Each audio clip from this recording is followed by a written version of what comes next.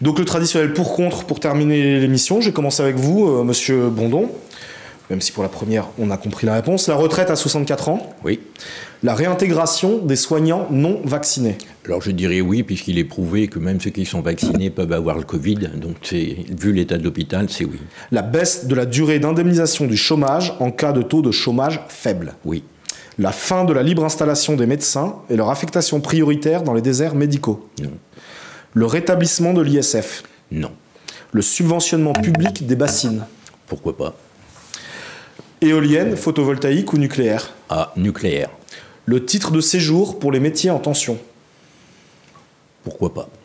La réintégration d'un député condamné pour violence. Non. Et l'élection d'un politique condamné pour provocation à la haine raciale. Non plus. À vous, monsieur Benetro. Donc la retraite à 64 ans. Non. La réintégration des soignants non vaccinés. Bien sûr. La baisse de la durée d'indemnisation du chômage en cas de taux de chômage faible. Absolument pas. La fin de la libre installation des médecins et leur affectation prioritaire dans les déserts médicaux. Oui. Le rétablissement de l'ISF. Oui.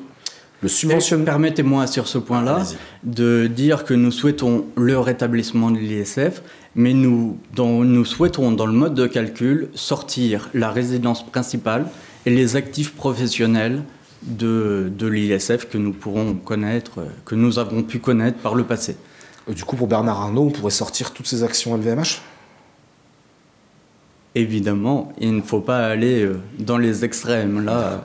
Le subventionnement public des bassines. Oui. Éolienne, photovoltaïque ou nucléaire ? Vous l'avez compris dans ma réponse précédente, photovoltaïque et nucléaire, bien sûr. Le titre de séjour pour les métiers en tension. Non. La réintégration d'un député condamné pour violence. Absolument pas. Eh bien, je vous remercie beaucoup d'être venu sur ce plateau et de vous être exprimé.